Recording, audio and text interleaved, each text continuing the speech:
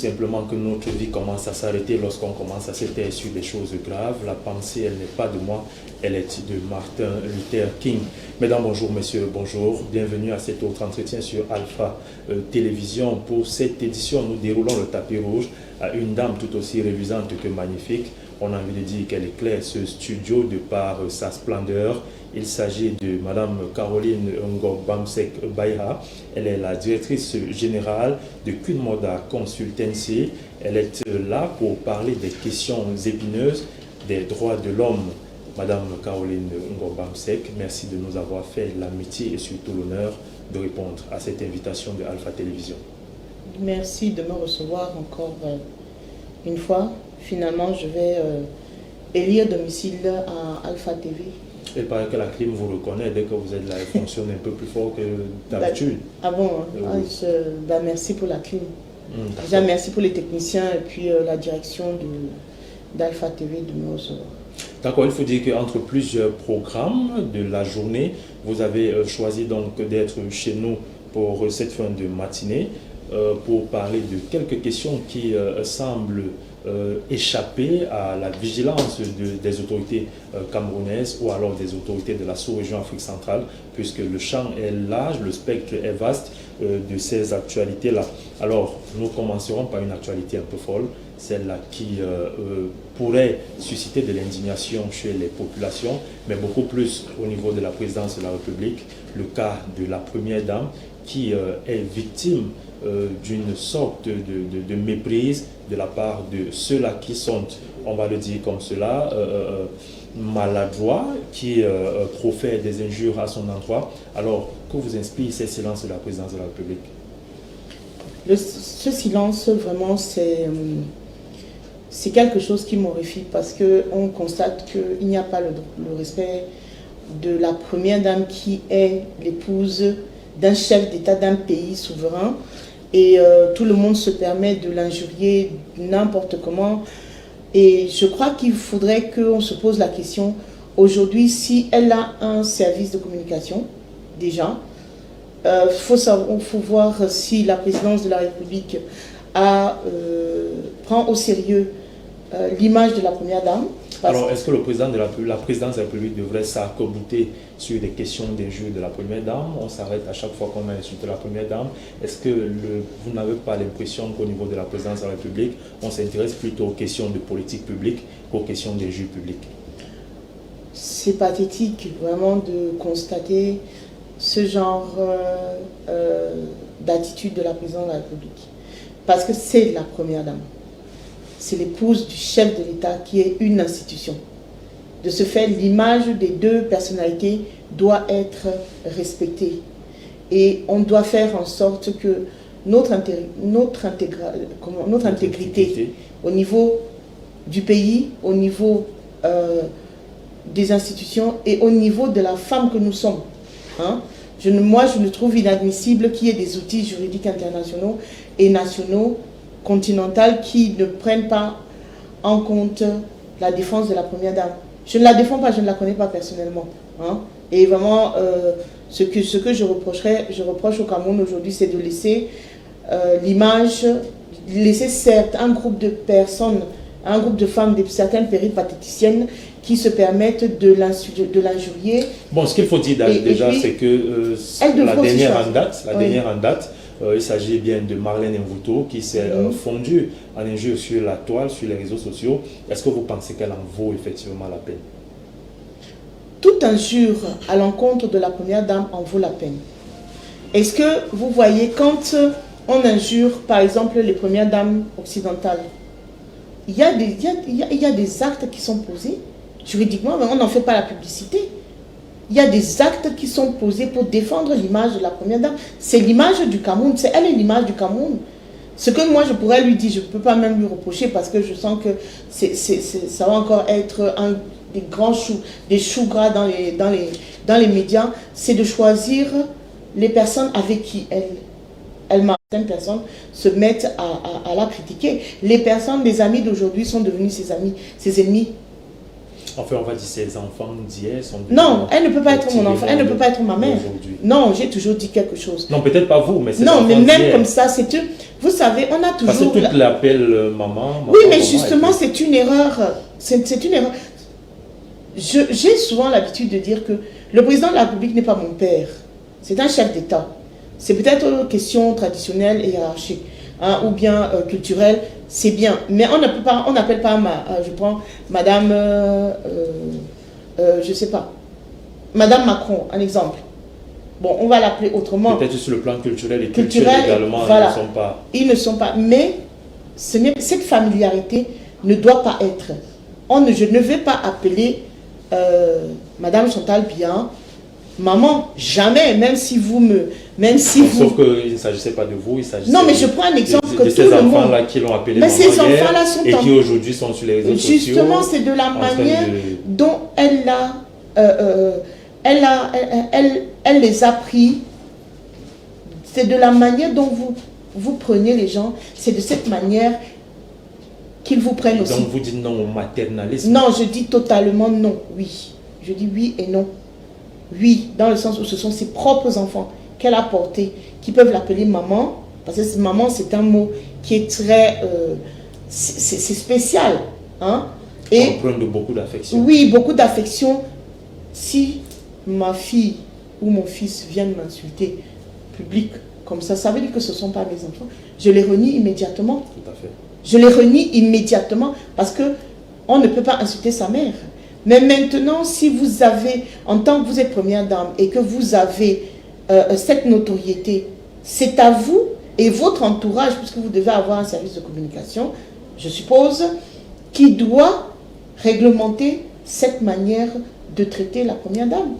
Alors voilà qui est dit. Nous également, nous fustigeons ces attitudes qui visent à dénigrer l'image de marque de la première dame du Cameroun, Madame Chantal Biya. Il est clairement indiqué que la première dame est une institution qui est représentative de l'État du Cameroun. Quand on l'a dit, on va se pencher sur une question un peu plus sérieuse, une question un peu, pas pour dire que celle précédente était moins sérieuse. Alors nous allons parler de l'entreprise General Work. À l'évocation de cette entreprise, de ce nom, qu'est-ce qui vous vient à l'esprit? Multinationale, escroquerie, mafia, traite humaine, abus de pouvoir, blanchissement d'argent et tout ce qui comporte une mafia internationale et déstabilisation de certains pays en vue. Alors, on parle donc de General Work et la mafia. De quoi s'agit-il concrètement? General Work et la mafia. En 2013, le 13 mars 2023, j'ai été saisie par le collectif des ex-employés qui ont travaillé en Guinée équatoriale. Et parmi ces ex-employés, il y avait d'abord le collectif des Camerounais, et ensuite est devenu tout un collectif du Bénin, de Côte d'Ivoire, du Burkina Faso et Mali. Et certains individus, certains ex-employés, ils ont travaillé de 2005 à 2015. Vous voyez. Et dans ce dossier, il est par étapes. Je crois que vous avez certaines informations sur ce dossier. Vous constaterez que la majorité des Occidentaux qui ont travaillé dans ce groupe qui a été créé au Panama, qui s'appelle Rainbow et qui est devenu General Work, et ce General Work a une entreprise qu'on appelle Obras SA, qui est majoritairement, les actionnaires majoritaires sont de la famille présidentielle de la Guinée équatoriale, dont la famille Obiang-Nguema. Le dossier, ce General Work, cette compagnie de Guinée équatoriale, était sous la direction d'un certain Thierry, qui est décédé dans un avion, dans un accident d'avion. On n'a jamais retrouvé son corps, ni son chauffeur. Même la boîte noire n'a pas pu le connaître. On ne sait même pas si ils ont pris la boîte noire. C'est une très bonne question. vous venez de me mettre quelque chose d'autre sous la dent. Non, ce n'était pas mon intention en tout cas. Non, mais c'est très bien parce que je n'avais pas réfléchi à ça dans la recherche dans la recherche de mon dossier. Bon, ce qui se passe, c'est que un groupe d'Italiens, dont Fabio, qui n'était pas directeur général, il était seulement un conseiller technique. Le directeur général, c'était l'ex-épouse de Bruno, comment il s'appelle, Igor Tiarouti, dont la femme s'appelait Anna Maria, qui était femme de ménage, qui devient directrice générale d'une très grande boîte multinationale. Et entre-temps, c'est tout ça, nous sommes en 2000, c'est entre 2010, 11, 12. Hein? Et ça marche très bien. La société a des contrats du gouvernement équato-guinéen, ce qui veut dire des marchés publics qui sont gérés par ces Italiens. Les employés sont des Africains. Les employés sont des Africains. Les techniciens sont des Africains. Majoritairement. Tous les techniciens, uniquement sont des techniciens. Et les bureaux, je peux dire, la direction, ce sont les étrangers, c'est-à-dire italiens, marocains, quand je dis marocain, ma couleur de peau, hein, oui. Espagnol, chinois, français, rien que les Européens. 2015, la première dame de Guinée équatoriale demande la liquidation de cette entreprise. Mais entre-temps, il y a beaucoup de tractations au niveau financier. Il y a vraiment beaucoup de tractations. La première dame de Guinée équatoriale demande une liquidation. Il y a une commission qui est créée pour la liquidation. On ne peut pas mettre une compagnie en faillite tant que elle n'est pas créée chez vous. C'est une branche. General Work est seulement une branche de cette compagnie. La compagnie se trouve au Panama. De ce fait, Rainbow ne peut pas être dissolue. On ne peut pas la mettre en faillite. Vous voyez, je vais arriver quelque part. Il y a dissonance quand même. Il y a dissonance entre... Vous ne pouvez pas mettre une compagnie étrangère qui est abritée au Panama en faillite, mais vous pouvez mettre en faillite et en liquidation une de ces branches qui est dans le pays. Mais le problème, c'est que ils ont fait une mafia au niveau des deux entreprises, General Work et puis Obras, qui est majoritaire, comme je vous ai dit, de la famille présidentielle. La première dame demande alors comment on appelle ça, la liquidation d'une valeur de 53 milliards. Toutes les entreprises, c'est-à-dire que tout le matériel, tout ce qui a été vendu, les infrastructures, tout ça a été vendu. On a payé comment on appelle ça, on a payé les Occidentaux et on a laissé les Africains, dont les Camerounais, les Béninois et tous ces employés.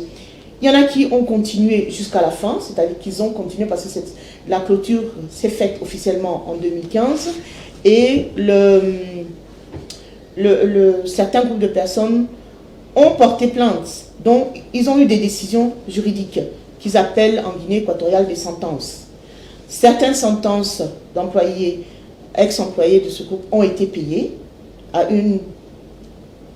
30%, d'autres personnes ont été payées, mais nous avons un problème aujourd'hui, c'est que la majorité des personnes qui sont aujourd'hui en train de réclamer... Alors j'ai failli justement poser la question, quelle est la situation des ex-employés?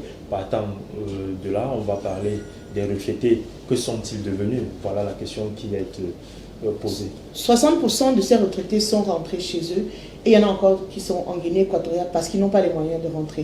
Et il y en a qui meurent. J'ai toutes les listes, il y en a beaucoup qui meurent. Mais le fait, il ne faut pas n'allons pas trop vite. Parce que le directeur général de cette entreprise, qui s'appelle Jimmy Bruno Ricci, qui est aujourd'hui le directeur... Qui est au Cameroun en ce moment. On arrive. D'accord, allez-y. On arrive. Ce monsieur a soulevé la Guinée équatoriale de 20 milliards avec l'aide du général Armengol et de sa fille qui était comptable. On a tous les papiers.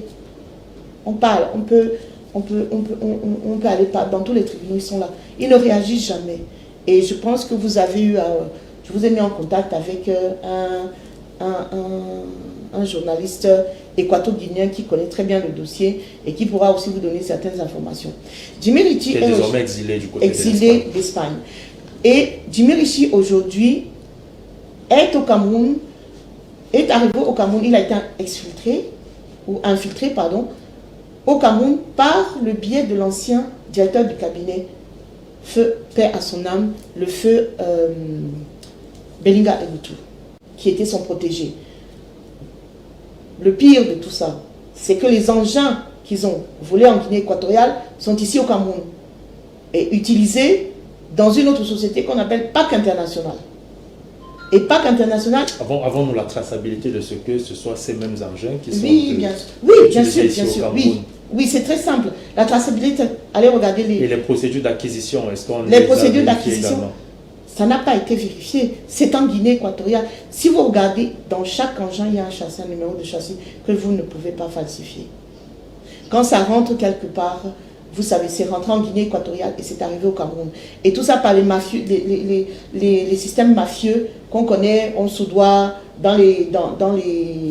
De Bata à ici, vous passez par Kiossi. Et quand c'est un ponte du gouvernement, comme le général Armengol et sa fille qui gérait les finances à l'époque, vous pensez qu'on allait les arrêter? Non, je sais pas, moi je sais voilà, on ne peut pas les arrêter parce que déjà le Cameroun et la Guinée équatoriale, ce sont des pays frères et amis. Frères et amis et des États de droit. Oui, des États de droit. Et il y a la libre circulation des biens et des personnes. De ce fait, vous avez le droit de faire rentrer n'importe qui et n'importe quoi au Cameroun. Non, c'est pas ce que ça veut dire. Non, attendez, mais pour nous actuellement... de circulation des biens et des personnes, ça ne veut pas dire qu'on va faire transiter des armes du Cameroun pour la Guinée sans que... nous arrivons, c'est ça que je veux arriver à ce point-là. Non, j'aurais voulu quand même qu'on se comprenne. Nous allons très bien nous comprendre, on se comprend très bien. Oui, d'accord. Nous ne parlons pas des armes, nous parlons des engins, des biens et des personnes. Les armes, c'est autre chose. Nous arrivons au niveau des armes. Je vais vous donner un peu... Ce n'est pas de la fabulation ou bien des choses, des accusations qu'on porte en vain. Nous sommes sur un dossier où il y a plus de 7 tomes. 7 mémos. Ce fameux Jimmy Ritchie est la personne qui a maltraité les Camerounais en Guinée équatoriale avec l'aide d'un autre Camerounais, d'un Camerounais qui aujourd'hui se cache, mais lui, dès que nous avons créé ce que nous sommes en train de créer, il y a une plainte officielle qui sera émise contre lui. Alors en attendant la plainte, on va taire son nom d'abord. Oui, on va taire son nom d'abord. Bon, le fait que les Camerounais soient actuellement ici, les ex-employés de General Work, il y en a beaucoup qui ont été expulsés pendant la vague d'expulsion des Camerounais de Guinée équatoriale. Ils ont laissé tous leurs biens. Il y en a qui ont été obligés de fuir parce qu'on était en train de les maltraiter. Hein. Vous voyez comment on a maltraité les Camerounais. Et la Guinée équatoriale et le Cameroun ont des accords de sécuritaires. C'est-à-dire que le Cameroun n'a pas le droit d'ingérence et de se mêler dans les affaires sécuritaires de la Guinée équatoriale et vice-versa. Ça, c'est très clair. Je vais mettre les points sur les i aujourd'hui. C'est que nous ne sommes pas, les Camerounais et les Africains qui ont travaillé là-bas ne sont pas contre la Guinée équatoriale. Ils réclament seulement leur dû, ce qu'on leur doit.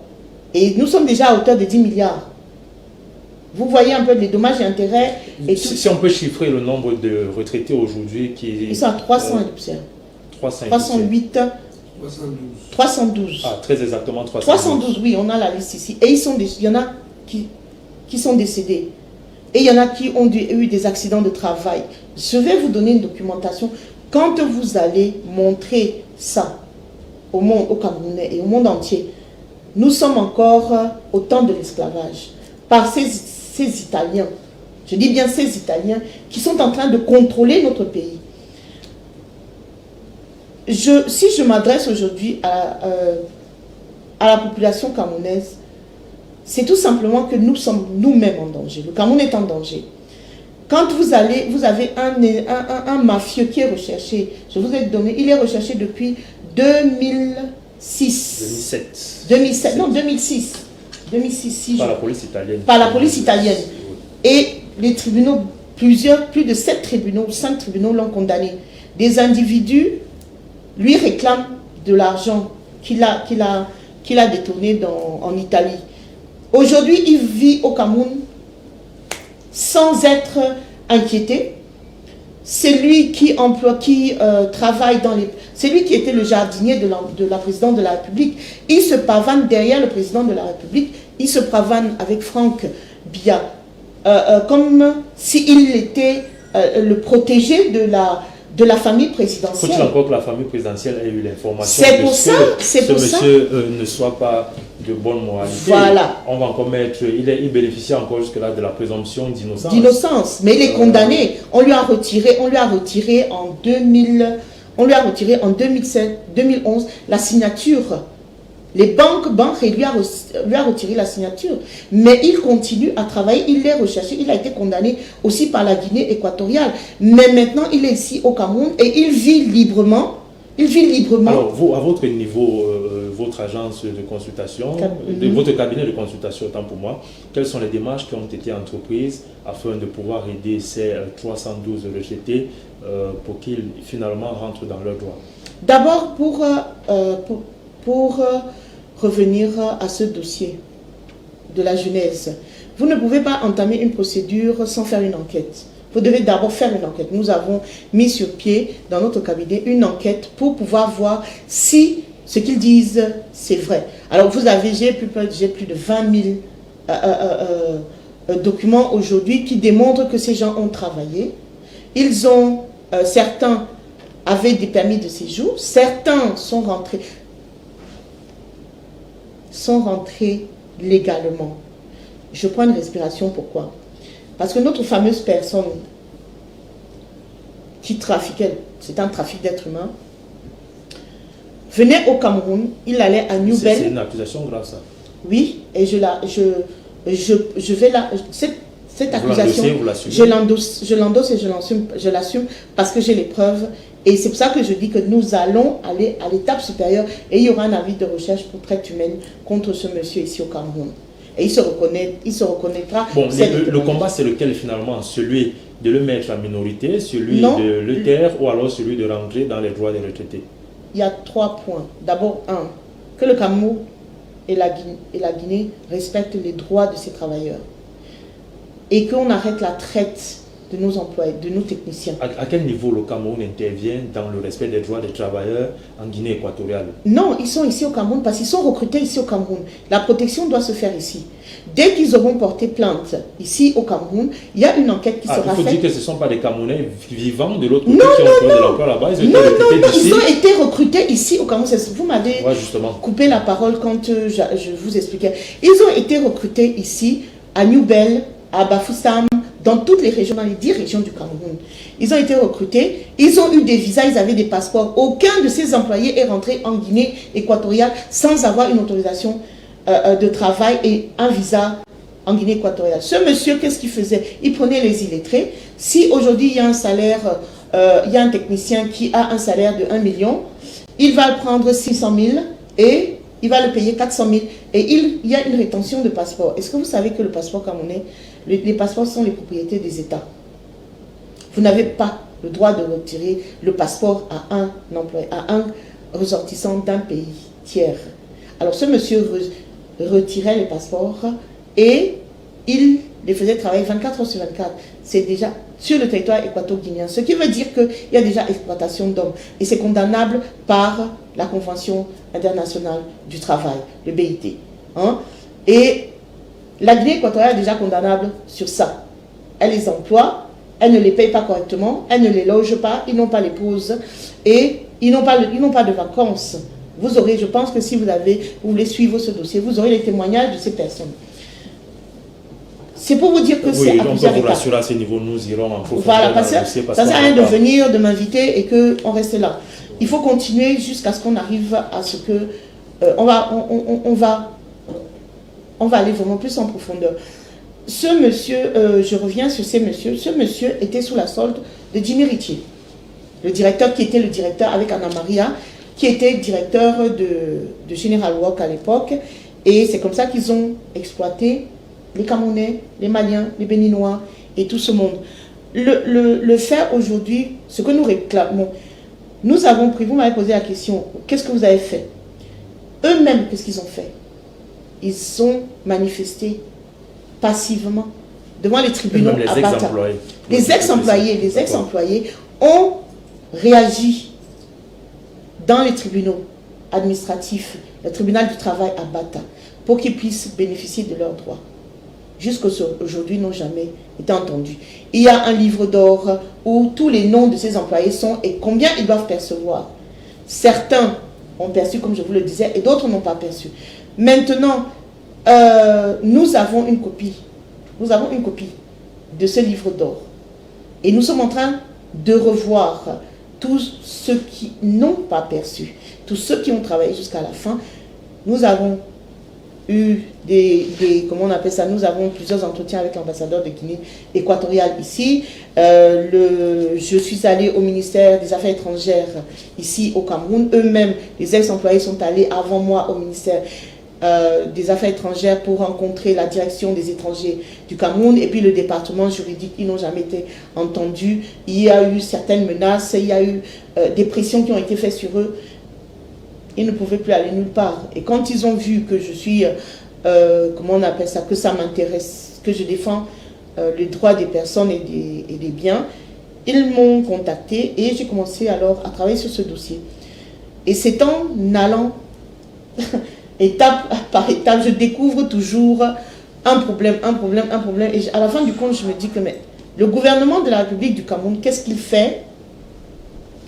Qu'est-ce qu'il fait dans ce dossier? Que fait le ministère des Relations extérieures jusqu'aujourd'hui, de 2015 à aujourd'hui? Il n'y a rien qui a été fait. Alors, vous qui avez décidé de porter sur vous ce dossier, avez-vous déjà une fois été reçu, soit par le ministre des Relations extérieures, j'ai pas demandé soit par l'ambassadeur de équatorial au Cameroun? Voilà, j'en viens. Le ministère je suis allée au ministère des Relations extérieures, j'ai été reçue par la direction des Camerounais de l'étranger qui n'avait aucune idée de la situation. On a expliqué la situation, j'étais avec des ex-employés de Guinée équatoriale qui étaient là, ils ont expliqué la situation, ils ont même failli manifester pendant la conférence des chefs d'État de la CEMAC, où, je pense que vous verrez tout ça dans le dossier, où j'ai réussi à déjouer cette manifestation. J'ai été interpellée. On va dire à la calmer. Non, à déjouer, c'était à la stopper. À la stopper parce que si je n'intervenais pas, on aurait eu un bain de sang ici au Cameroun. J'aurais peut-être été interpellée et bon, ça c'est pas un problème. Mais j'ai réussi à dénoncer. Je suis allée voir au bureau je suis allée au ministère des Relations extérieures, je suis allée à DGSN. Bref, j'ai fait tout ce qu'il fallait pour leur dire que non, ce n'est pas ce que vous pensez, c'est ça. Et c'est là où le peuple, je peux dire, le gouvernement camerounais a commencé à voir qu'il y a un problème, il y a un malaise. Il y a une correspondance qui a été adressée par ces ex-employés en 2019 à la présidence de la République, qui a été adressée au chef de l'État. Je crois que c'est le 20 août 2019, le secrétaire général à la présidence de la République, M. Gongo, a instruit le ministère des Relations extérieures à prendre langue avec son homologue en Guinée équatoriale pour qu'on puisse trouver une solution rapide au désintéressement de ses employés. Jusqu'aujourd'hui, rien n'a été fait. Rien n'a été fait de la part du Minerex, on ne sait pas, on n'a rien vu. Et de l'autre côté, il n'y a jamais eu de réponse là-dessus. Alors on va dire que jusqu'à aujourd'hui, on n'a pas plus d'informations que voilà, cette au niveau gouvernemental, du LGPR, voilà, du LGPR. Ce qui veut dire que le Cameroun a pris la décision de protéger ses ressortissants. Mais les institutions qui sont autour de la présidence de la République n'ont pas été mis en, comment je peux dire, c'est-à-dire ça a été orchestré en haut et ils n'ont pas suivi la mise en musique. voilà, ils n'ont pas pris de la mise en action des recommandations sur les hautes instructions du chef de l'État. Parce que c'est c'est le LGPR qui, sous les instructions du chef de l'État, qui instruit également au Minirex. Le Minirex doit contacter son ambassade doit contacter le ministère des Affaires étrangères de la Guinée équatoriale. Peut-être que le temps de l'administration n'est pas le temps des ex-employés. Waouh! Peut-être. 2000 combien? 2019? Nous sommes en quelle année, s'il vous plaît? Nous sommes en 2024, mais et ça veut dire quoi? On peut comprendre que le temps de la le temps de la diplomatie, entre-temps, le temps de la diplomatie. Mais attendez, le temps, on vous met à un poste de ministre, d'ambassadeur, en vertu de quoi? Pour diligenter les dossiers. Quand le président de la République, donne une instruction, ça ne doit pas être diligenté? Si, bien sûr. Alors, de ce fait, il faut impérativement que nous puissions savoir où en est le dossier. D'accord. Il faudra donc que l'on sache où se trouve le dossier. Et vous parlez tout à l'heure de l'exploitation et de la traite des techniciens du BTP et des secteurs divers de cette multinationale au Cameroun et dans le reste de la sous-région. Est-ce que dans les autres États où vous suivez ce dossier, les choses ont bougé? Bien sûr. Bien sûr, il y a beaucoup de Béninois, des Ivoiriens, les ambassades ont réagi. Hein, les ambassades ont réagi avec leur gouvernement. Et il y a aussi le fait que le respect des droits de l'homme, le respect des droits de l'homme est, comment on appelle ça, n'est peut-être pas respecté en Afrique, mais en international, nous sommes en train de gérer ces affaires. Ce que je voudrais que vous sachiez, ce n'est pas actuellement les droits de l'homme qui nous intéressent, là. C'est le respect des instructions données par le chef d'État. Parce que si le chef d'État a donné cette instruction, l'ambassadeur devrait prendre attache avec le ministère des Relations extérieures et ne serait-ce que organiser un entretien avec les concernés, avec nous, et créer une commission d'enquête. Le Cameroun ne l'a pas fait. Ou ne l'a pas encore fait. Non, moi je me dis, il ne l'a pas fait.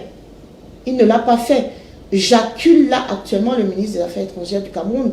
Le Minirex, qu'est-ce qu'il fait pour défendre les Camerounais de l'étranger?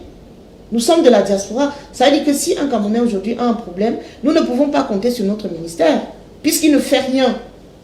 Surtout dans ce cas-là. Ce n'est pas une personne, c'est 300 personnes.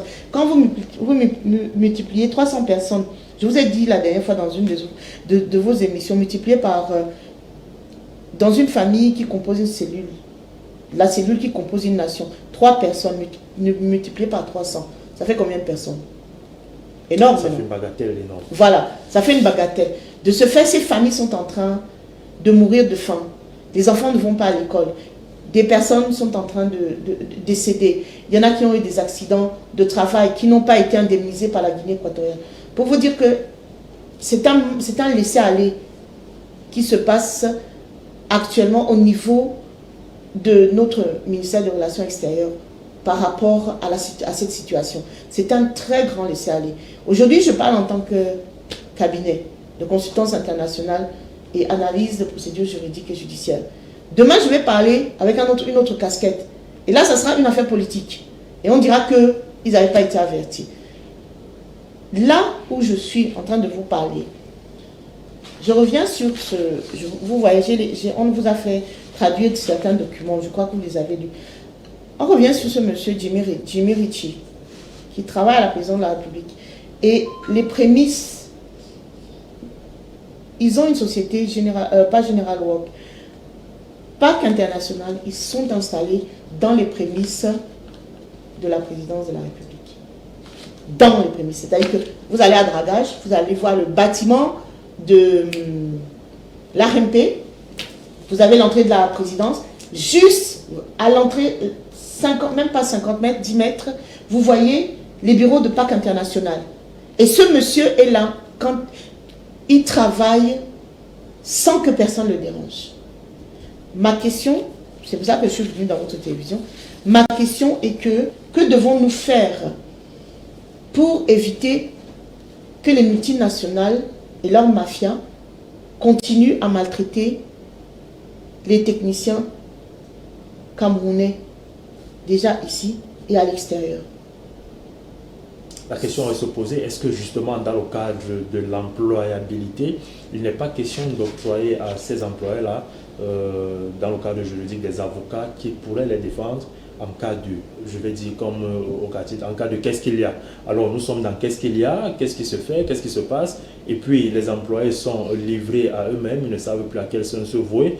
Fort heureusement, vous êtes une femme forte de caractère qui avait décidé de porter sur vous justement ce dossier-là. Est-ce qu'il n'est pas question d'encadrer juridiquement sur tous les plans, avec tous les accessoires qu'il faut pour que ces employés désormais ne se sentent plus surexploités, surutilisés et surtout escroqués? Bon, très bonne question. Puisque nous parlons General Work et ce fameux parc international qui se retrouve ici au Cameroun, j'ai ici une procédure juridique qui date du 19 septembre 2022 contre un ex-employé de PAC dont je tairai le nom pour sa sécurité, un ex-employé de General Work qui a été sollicité ici à PAC. Il a travaillé pendant 3 ans. Il a eu un préavis. Il a d'abord eu un essai de 3 mois de travail par l'épouse de monsieur, l'épouse ou l'ami, je ne sais pas quelle est leur condition matrimoniale, qui s'appelle, cette dame s'appelle Mélissa, et qui était très proche de la présidence de la République, ou bien qui est toujours proche de la présidence de la République. De Guinée équatoriale? Non, du Cameroun. Son père est le directeur général de PAC International en Guinée équatoriale. Mélissa Pereira. Voilà. Alors c'est un groupe qui quitte la Guinée équatoriale, il s'installe au Cameroun. Ils font la continuité de General Work. Puisque c'est tout un groupe de mafia qui sont dans les comment on appelle, moi je les appelle les flibustiers des palais présidentiels en Afrique. Parce qu'ils ne travaillent pas seulement... C'est un peu fort là quand même. Non, je les appelle, non, c'est pas fort, parce que vous allez comprendre pourquoi. Ils sont basés au Cameroun, ils sont basés en Guinée équatoriale, ils sont basés au Cameroun, ils sont basés au Tchad, ils sont basés en Guinée, ils sont basés Congo, Brazzaville. C'est un peu, vous voyez, les pays les plus importants du golfe de Guinée, de la sous-région. Vous ne vous posez pas les questions. J'ai une entreprise et je travaille avec la présidence de la République. Je prends l'exemple des bâtiments des résidences de Franck Biya et des jumeaux, et puis du DCC. Non, on ne va pas les citer comme ça. Non, je les cite. Je vais vous expliquer. On prend des bâtiments à la présidence. Non, non, il faut, excusez-moi. Parce qu'il ne s'agit pas, Franck Biya ne doit rien à personne dans ce dossier. Attention. Les jumeaux ne doivent rien à personne dans ce dossier. On va plutôt s'intéresser à cet Italien-là qui justement... C'est justement... On va juste dire qu'on prend des marchés quelque part à la présidence de la République. Non, les marchés sont pour dans... ne pas les nommer, bien je sûr. les nomme parce qu'ils sont en danger. Bon, s'ils sont en danger, ne les nommons pas parce que ça les étale encore plus. Non, mais ça doit les étaler pour qu'eux-mêmes se rendent compte qu'il y a un danger. Est-ce que vous savez que vous êtes votre directeur général a des travaux à faire? Voilà un bel exemple. Je prends un exemple. Voilà. Il a des travaux à faire dans sa demeure. La carte de sa demeure, l'intérieur de sa demeure est entre les mains de cet entrepreneur. Du prestataire. Du prestataire. Je dis bien la carte bien précise. Jusqu'à ce que vous avez les coffres secrets, vous avez des chambres secrètes, vous avez des tunnels, vous avez tout ce qui est secret. Vous êtes dans les mains d'un étranger qui est recherché par la police italienne, qui est recherché par la Guinée équatoriale, qui travaille dans notre pays. Peut-être c'est également une forme de protection. On est parfois mieux protégé par des mafieux que par des personnes dont on aurait pensé être sérieux. C'est peut-être une lecture qu'on pourrait faire. Non, je ne peux pas vous accorder cette lecture parce que la Guinée, nous revenons toujours entre la Guinée équatoriale. La Guinée équatoriale a accusé certains pays de la sous-région de vouloir attendre à savoir les coups d'État. Qui avait ces plans? Et quand vous regardez les accusations de ces pays, cette même entreprise est basée dans tous les pays, la Guinée ou la Guinée équatoriale les a accusés. Moi, j'accuse tout ce monde-là. J'accuse ces entreprises-là. Parce que c'est eux qui ont les plans des enfants, des familles, des ministères, de nos ministères, hein, en Afrique. Et s'il y a un problème, c'est eux d'abord qu'on doit questionner. Ce ne sont pas les techniciens qu'on doit prendre. Voilà, on suppose qu'ils ont des plans, ou alors ils ont effectivement des plans. C'est pas qu'on suppose. Vous ne pouvez pas travailler dans une résidence présidentielle sans savoir ce que vous allez faire comme travail. Hein? Faut pas prendre des enfants du bon Dieu pour des canards sauvages. On ne va pas le faire sur ce plateau en tout cas. Ben justement, c'est pour ça qu'il ne faut pas avoir la langue de bois aujourd'hui. Il faut dénoncer ce qui doit être dénoncé. Moi, j'interpelle ce Jimmy Rishi. Je cherche à le rencontrer. Je suis allée à sa demeure, à Bastos. Je suis en train de l'interpeller. Je suis en train de le chercher. Il se cache. Je l'ai appelé au téléphone. On l'a appelé à la haie. On l'appelle parce que j'ai aussi des cabinets d'avocats qui sont sur ce dossier. Hein? Maintenant, nous allons prendre les dispositions nécessaires. Nous, on veut qu'il paye l'argent qu'il a détourné en Guinée équatoriale à ses employés parce que c'est lui la cause principale de ce dossier. Il est ici caché au Cameroun et il est sous la protection du couvert de la présidence de la République parce qu'il est dans les... peut-être pas sous la protection. Non, mais écoutez, quand il est vous savez, prestataire en fait. Prestataire, mais est-ce que quand on prend les prestataires au Cameroun, selon les informations tirées à votre ce n'est même pas les informations, il est là, il est juste là derrière la prison. Prenez vos caméras, on demande une autorisation de filmer, vous allez voir qu'il est là, ses bureaux sont derrière, à l'intérieur de la présidence de la République. Et il y a même des gens aujourd'hui qui peuvent témoigner. Il y a 300 employés qui peuvent témoigner contre ce monsieur en Guinée équatoriale et ici au Cameroun. Alors, et ce que nous attendons, c'est que nous allons prendre des dispositions que je ne vais pas découvrir ici. Mais ce monsieur, d'abord, qu'on regarde sa nationalité, est-ce qu'il il n'est plus italien? Est-ce qu'il est camerounais? S'il est camerounais, il est condamnable. Et même s'il est italien, il est condamnable. Nous avons la preuve que c'est un mafieux. Nous avons la preuve qu'il a détourné. La Guinée équatoriale peut le confirmer. Est-ce que cette situation ne met pas au goût du jour, justement, parler des procédures de recrutement dans ces entreprises-là? Vous avez dit à l'entame de votre propos qu'on recrutait des illettrés, mais est-ce que c'est la belle excuse pour aller dans une entreprise sans avoir paraphé un contrat de travail? Voilà, il ne donne pas de contrat de travail. On vous porte comme des types, on vous balance dans l'avion, vous allez en Guinée équatoriale sans contrat de travail. Sans contrat même de travail. Même le plus illettré du monde quand même aurait pensé cette fois-là à ce que... Quand ces employés demandent des contrats, je vous ai dit que la procédure est encore ici, il y aura une audience ici dans quelques mois. Il y aura une audience. Et si vous voulez aller à l'audience, on ira à l'audience. Et vous verrez. Je peux vous donner le dossier. Il est en cours. C'est la même situation. Il prend des employés ici, il les fait travailler pendant 3 mois, 6 mois sans contrat. La majorité, le plus souvent, ils n'ont même pas, s'ils doivent travailler dans un village, par exemple, auprès d'une autorité sur la route de Kiossi, dont je ne citerai pas le nom, ils vont travailler là-bas, hein, et ils n'ont pas le moyen de transport, ils couchent dehors. Et ils sont payés à combien? 10 000 heures. 10 000 la journée. 10 000 la journée.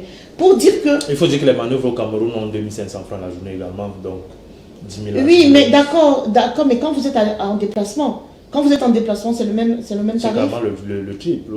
Voilà. Alors, si même ici à Yaoundé, si vous allez par exemple à Kribi et que vous êtes exploité de cette manière, l'exploitation doit s'arrêter. Et comment on appelle ça? Il y a une institution ici que je regarde sur le dossier parce que comment on appelle ça? L'inspection du travail a condamné Pâques. Le Cameroun protège ses employés. Le Cameroun le fait puisqu'il y a une inspection du travail et ils essayent de défendre les intérêts des Camerounais. Mais si vous n'avez pas de contrat par un groupe de personnes qui travaillent dans les prémices du gouvernement et qui a des marchés publics, mais est-ce que les institutions, l'ARMP, qui donne les marchés du public, ne regarde pas, n'enquête pas sur les demandeurs de marchés publics? Bon, peut-être qu'avant, au moment de la soumission, quand même, il y a une commission d'enquête qui va élire un dossier qui sera donc le prestataire à terme de ce marché-là. Mais seulement la question demeure. Il est question pour ces personnes-là d'avoir saisi également l'Organisation internationale du travail. L'avez-vous fait également? Oui. Nous sommes en train de faire la dernière étape. Je ne peux pas vous la dévoiler là, parce que c'est ce qu'on voulait discuter aujourd'hui avec l'ambassadeur de Guinée équatoriale.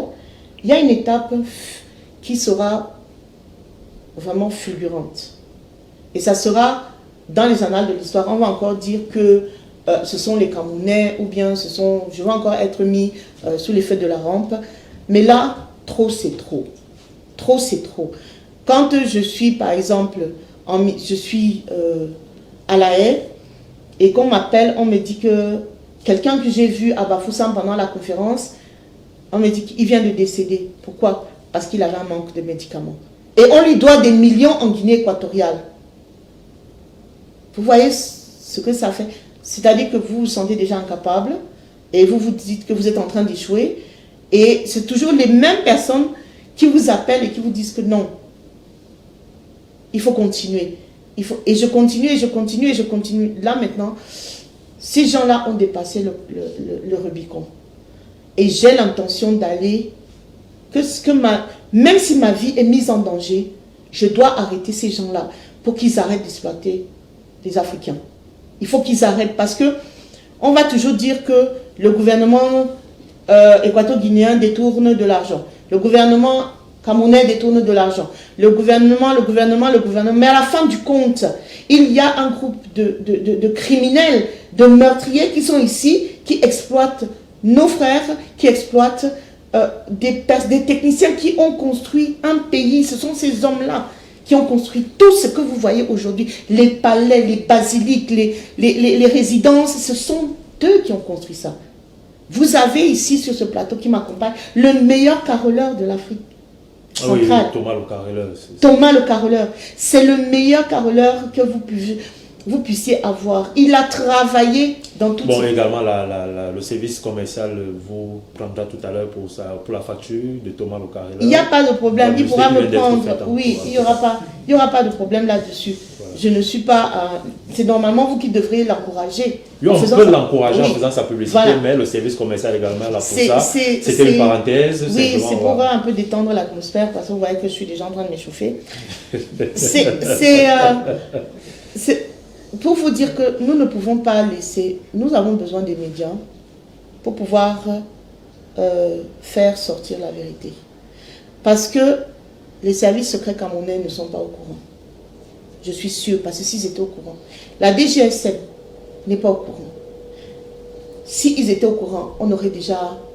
Je suis sûre qu'il y aurait déjà quelque chose qui aurait été fait.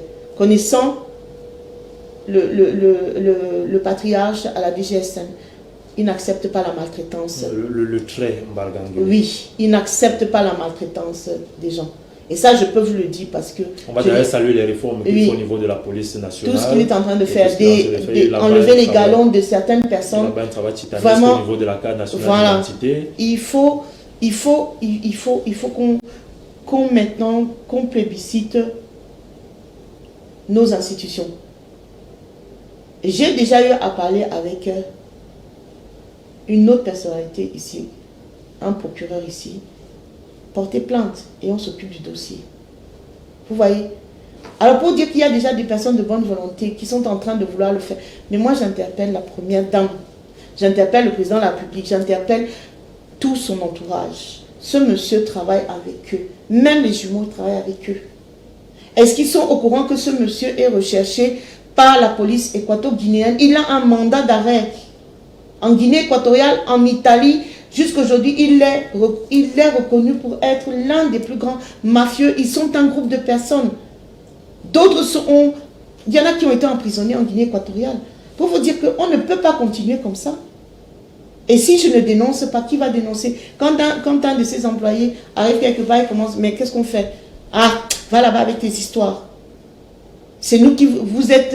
On leur a sorti quoi? On leur a dit que vous êtes partis en aventure en Guinée équatoriale. Et pourtant, les gars ont... Alors justement, c'est la question que j'allais poser. Est-ce que parmi ces 312 employés ou alors ex-employés, il n'y en a pas ceux qui sont allés également en aventure et qui se sont retrouvés dans la mésaventure de la Guinée équatoriale finalement? Aucun. Je vous dis aucun. Nous allons... j'ai une... Comment le savoir puisqu'ils n'ont pas de contrat de travail? Parce qu'il y a quelque chose que vous devez savoir. On leur donne un badge. Voilà le badge qui prouve qu'ils ont travaillé. Un badge où ils appellent ça aussi Oya de Vita. C'est-à-dire que c'est une espèce de papier de torchon qu'on dit que vous travaillez ici. Vous gagnez, vous gagnez, vous gagnez. Vous gagnez, comment on appelle ça? Vous gagnez... un laissez-passer. Un laissez-passer. Non, même pas un laissez-passer. Ce qui prouve que vous êtes dans la société, que vous pouvez aller dans l'entreprise, parce qu'ils ont des badges. Ce sont des grands... Une carte d'accès. Une carte d'accès, voilà. Alors, j'ai fait un recensement. Vous pensez qu'avant de venir parler à la télévision, je n'ai pas fait... On en a vu, hein, des gens qui viennent à la télé, ils disent des trucs et puis repartent. On en a vu quand même. Je crois que vous avez aussi un dossier de 282 pages. Avec toutes les écritures, toutes les lettres, toutes les sentences, les manuscrits et tout ça. C'est comme ça qu'on travaille. Vous voyez les contrats de travail. Ça, ce sont les contrats des entreprises, des sociétés, des multinationales qui travaillent. Et parmi tout ça, ce sont les mafieux qui faisaient ce genre de choses. Avec des ressortissants équato-guinéens. Vous m'avez demandé poser une question dont je n'ai pas fini de répondre et vous m'avez interrompu. Allez-y, je vous ai relancé, pas interrompu. Vous m'avez relancé, mais vous ne m'avez pas relancé correctement. Vous m'avez posé la question, qu'est-ce que la Guinée équatoriale... Pardon? Vous êtes intrépide finalement. Je suis toujours intrépide parce que je reviens toujours sur une question dont je n'ai pas répondu, qui est très cruciale. Tout en accusant... Voilà, vous voyez ça? Je vais fermer pour que vous puissiez vous voir. Pour que vous puissiez voir. D'accord, je peux le tenir tout Oui, vous pouvez le tenir sans montrer les informations qu'il y a. Et je voudrais que vous le lisiez d'abord. Et vous alliez jusqu'à la dernière page. Comment nous travaillons. Il y a un numéro de téléphone, il y a un numéro de carte d'identité. Bon, ce qu'on peut dire quelque part, c'est que c'est un graphique qui présente ceux qui n'ont rien perçu, ceux qui ont perçu en partie leurs droits et ceux qui ont tout perçu. Voilà. Alors, quand vous avez ça, vous avez les numéros de contact, vous avez les numéros de compte bancaire de ces gens qui ont travaillé en Guinée équatoriale. Alors, si c'était un dossier qui n'était pas fondé, est-ce que j'aurais toutes ces informations? Je n'aurais pas toutes ces informations. La Guinée équatoriale on a envoyé plus de 12 correspondances via le ministère, via l'ambassade de Guinée équatoriale. J'ai été reçu par l'ambassadeur de Guinée équatoriale ici, qui est très conciliant. Dès qu'il m'a vu et qu'il a compris l'ampleur de ce dossier et l'importance, l'impact négatif que ça allait apporter à son pays, il a créé immédiatement une commission d'enquête. Nous avons travaillé avec... Vous voyez la volonté de la Guinée équatoriale, de l'ambassadeur de Guinée équatoriale, ici, pour qu'il y ait un dénouement à l'amiable. Comme vous dites, il y a une lenteur. Aujourd'hui, j'avais une audience avec l'ambassadeur, mais il a eu un empêchement. Nous allons le voir. On a reprogrammé un autre entretien. La Guinée équatoriale est avec nous sur une enquête concernant Djimiriti. Parce qu'eux-mêmes n'arrivent pas à comprendre comment ils se retrouvent ici et il est recherché en Guinée équatoriale. Qui le protège ici? C'est ma question. Est-ce que, comme il est venu ici avec le directeur, l'ancien directeur du cabinet civil, feu à son âme, est-ce qu'il est encore protégé par l'actuel? That is the question. Le secrétaire général de la présidence instruit à ce que ses employés, sur haute instruction du chef de l'État... quand même du SGPF fait montre de ce que l'État camerounais est conscient et est résolument engagé à la protection des droits de ses citoyens simplement. Mais dites-moi, je ne vais pas vous poser des questions. S'il ne l'avait pas fait, on allait peut-être penser qu'il y a une sorte de complicité, mais le fait quand même démontre à suffire de ce que l'État camerounais reste et demeure un État de droit qui défend effectivement permettre le pléonasme, les droits de ces citoyens, comme je l'ai dit tout à l'heure? 2019, 2020, 2021, 2022, 23, 24, rien n'a été fait. Les procédures peuvent se suivre, mais ne vont jamais se ressembler. Les procédures se suivent et ne se ressemblent pas. C'est vrai. Mais vous attendez 2025 pour les élections, c'est là que vous allez commencer à faire sortir les dossiers parce que vous voulez les votes, vous voulez être réélu. Vous pensez que ça va se faire de cette manière? Il faut dire quand même que le président de la République, il a gagné les élections en 2018 avec 312 Camerounais à l'étranger qui n'ont pas voté. Pendant qu'ils étaient en train de travailler. Non, c'est pour vous dire qu'en réalité, c'est pas par là la majorité de ces Camerounais ont voté. Faites attention parce que ce sont des Camerounais qui sont... Dans le cadre de nos recherches également, on va leur demander les cartes d'électeurs. Non, demandez les cartes d'électeurs, il n'y a pas de problème. Demandez les cartes d'électeurs. Hein? On n'empêche pas de demander les cartes d'électeurs. En plus, on a le président de l'association dans le studio, on va poser la question comme ça en off, il pourra répondre, ça va porter. Bien sûr, ça... Monsieur Thomas, vous avez votre carte d'électeur? De la Guinée équatoriale. Ah, il a une carte d'électeur de la Guinée équatoriale, non, pas du Cameroun. Merci Thomas, monsieur Thomas, nous sommes dans l'émission. Monsieur Thomas, vous n'allez pas rentrer dans l'émission, c'est une question en off. On va poursuivre. Merci monsieur Thomas, permettez, nous sommes en direct. Alors, allons-y. Vous voyez donc là sur place, on a déjà un problème d'électorat. Donc on ne va pas ici politiser le sujet.